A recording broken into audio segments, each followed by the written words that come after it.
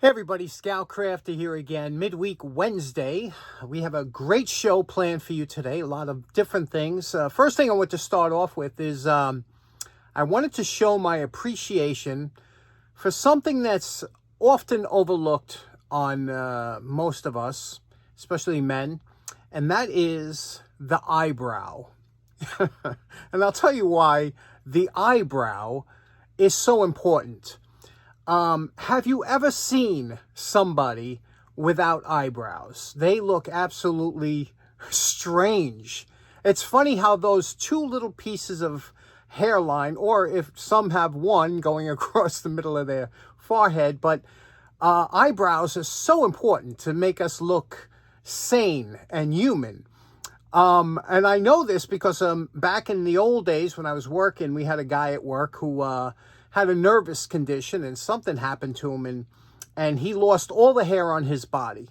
Okay, not like chemotherapy, but something else, something that had to do with nerves, and he lost everything, lost his hair, his eyebrows, his eyelashes, and this guy looked like an alien, he just looked so strange. So, I was thinking about this, and you could see even movie stars that you would normally recognize, you say, wow, look how strange they look without eyebrows. It's just a freaky thing. You don't realize it until you're missing them. Well, the reason I bring this up is because I was talking about, with my girlfriend, about the Mona Lisa, one of the most popular painting, the most recognizable painting in the entire world. And the Mona Lisa, painted by the fantastic Leonardo da Vinci, genius guy. Well, if you look at that, that's what's wrong with that painting. I mean, for some of you look at it and go, she just looks a little bit off. It's because over years of them trying to clean the painting and whatnot, I heard they removed the eyebrows. That originally the eyebrows, she had them. And here's a picture of, they didn't restore the actual painting, obviously, but they showed what the painting looked like when it was originally painted. You see the difference? You see the color saturation, and you see her eyebrows. Makes her face look altogether different. And here's side by side, you could see, right?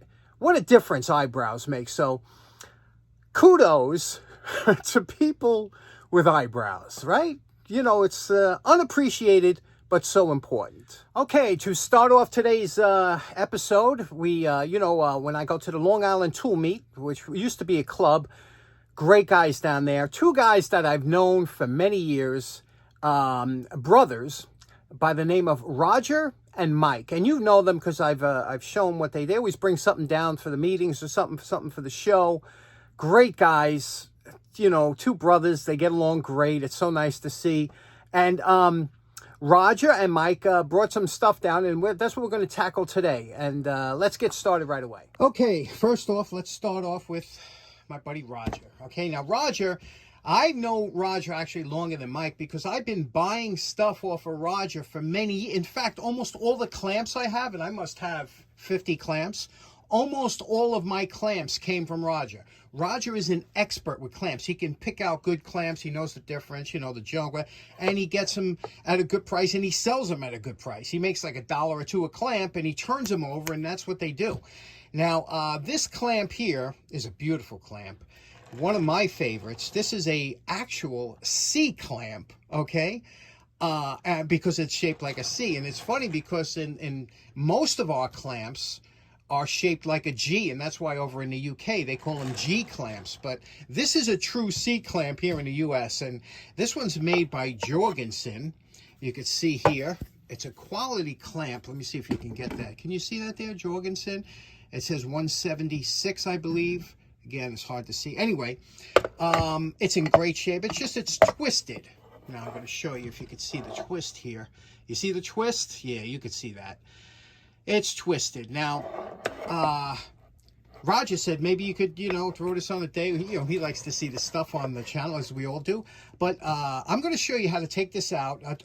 The Dake is not so great with twists as it is with bends. And to take this twist out of a clamp is an easy thing to do, but you need leverage and you need something that's straight. Now, you could clamp this down to the bench on one side and use that. You don't need a vise. But since we had a vise, we'll go over to the vise and I'll show you how we're going to make up a leverage for here. And I'm going to show you a couple different ways. Now, it looks like the twist is up near the top there. Now, the best thing to do is to put it, we have it here in our vise. The best thing to do is we're going to have something across here that we can use leverage. And I'll show you a way to do it if you don't have any huge wrenches like I have. Okay, now here's the setup. What we have is 2 old crowbars. You could see set up on top, pinched on the top of the clamp, and held together with a couple of C, or these are actually G clamps, right?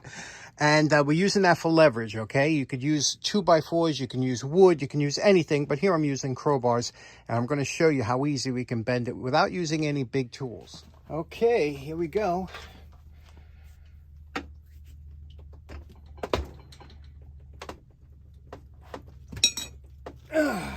Okay, there we go. Okay, that was a fun and easy fix. Now we press down here. There's no wobble in the clamp. You can see it's straight looking down again. You can see there. Beautiful straight clamp. Now, a couple things. This was obviously dropped here. You can see there's a dent around the rim. See the rim here? There's a dent here and a dent on this side, you see? So it was obviously dropped there. I'm going to try and bang that dent out. Let me show you how we do that. Okay, now I have a couple punches. If you ever get a punch that gets screwed up or chipped or whatever, best thing to do is just cut off the bottom and make it into a flap. These come in so handy every once in a while. So now we're going to just take this flat side here of this punch, okay, hold it tight against here and use my brass hammer and give it a couple whacks.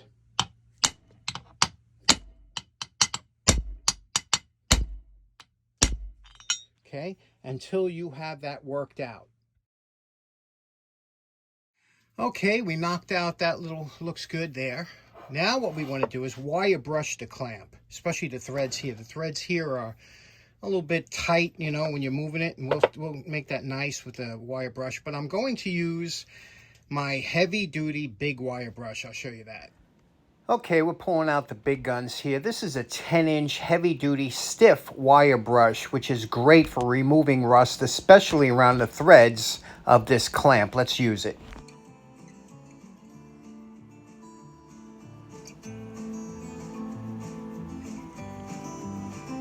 Now, I'm not really a fan of using that big wire brush because it's out of balance and whatnot, but it does a good job on the threads and things like that. Now, this clamp has such beautiful lines. I want to take and accent all the lines. We're going to do that later, but right now we're going to take the cupped wire brush on my angle grinder and try and get the rest of this rust out. It's important to get as much of the rust off as you possibly can.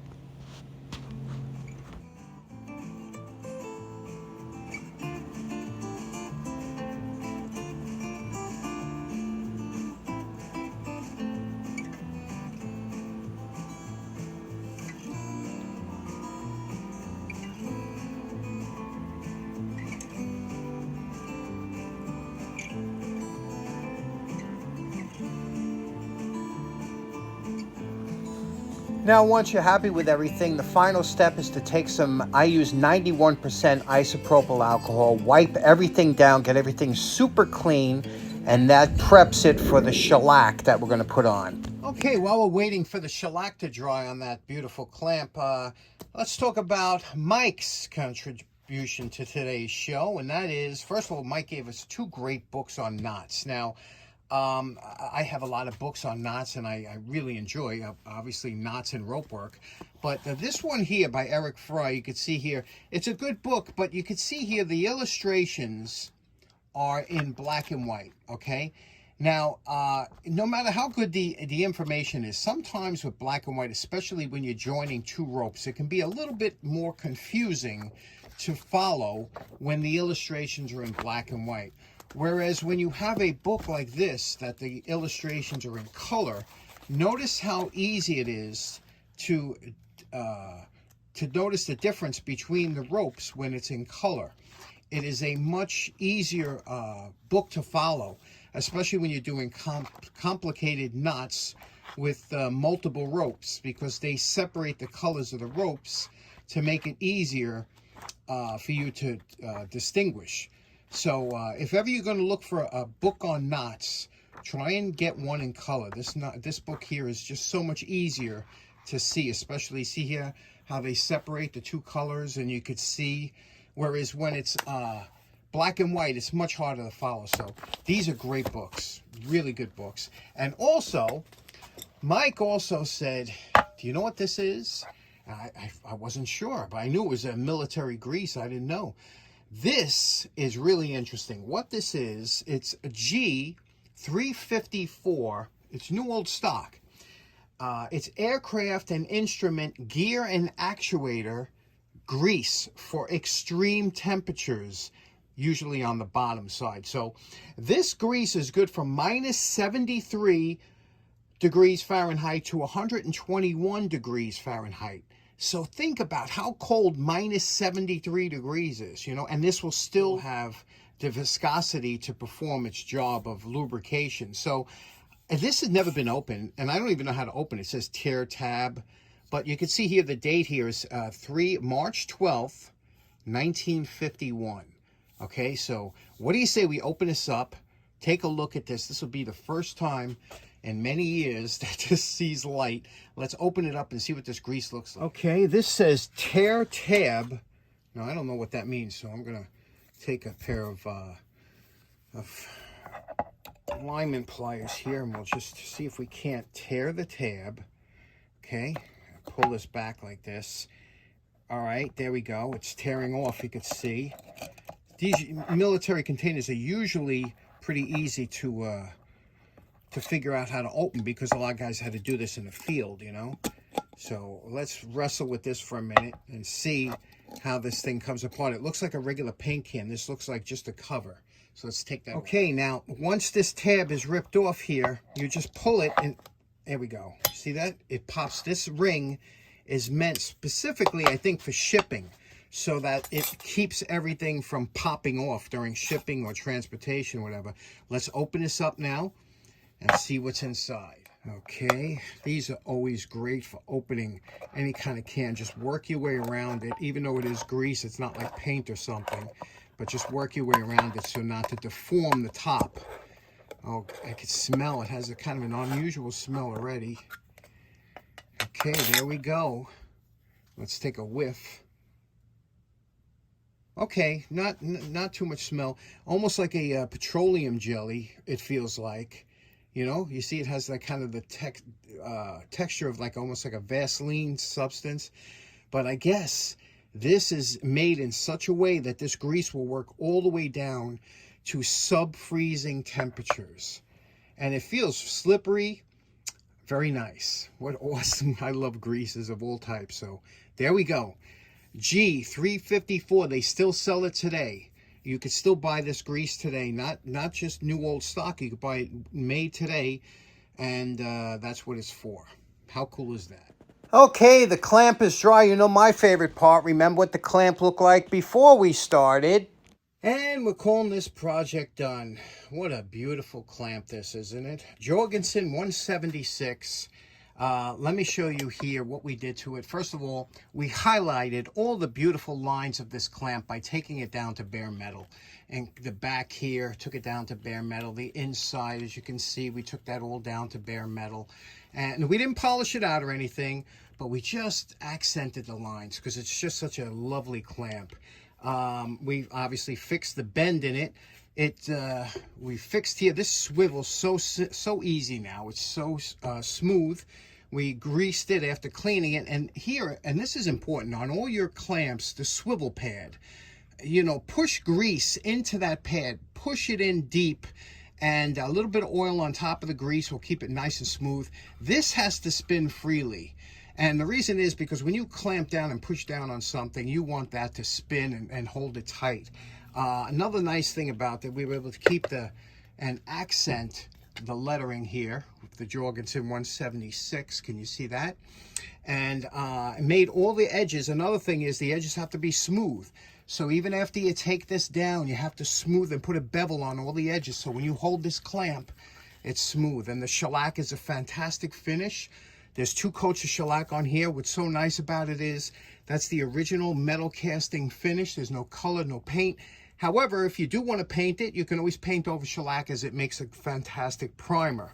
One interesting note about this early 176 is it has the thumb screw, which is an older model. The later ones come out with a rod to give you a little bit more torque. But what happened a lot with these thumb screws is, because there was only a thumb screw and a lot of people want to put more pressure, they use these clamps for, you know, what they shouldn't be used for. And they wanted to crank down on it and they couldn't, so they would put a wrench on here. And many times you would find this cracked, where only one of the ears is broken off because somebody put a wrench on it. But just a lovely clamp. I love the C clamps, real C. You don't see too many of them. So this one's in the can. What do you think of that? Okay, so in closing, I don't know what Roger has planned for that clamp, but if he intends on selling it, Roger, I have first dibs on buying it. So if that's your intention, let me know when we get to the show. I will buy it from you. Secondly, Roger also gave me a box here. You see this cigar box? He gave this to me, and he says, here, this for you. And notice what it says on there. I said, huh, latches, handles, or something. I'll show you what's in that box on Friday. I think you'll get a kick out of that. And special thanks to Roger and Mike for today's projects. Really appreciate you guys, and hope you enjoy the outcome of what we did. We'll see you again on Friday. Hope you have a great rest of your week. Take care now. Bye-bye.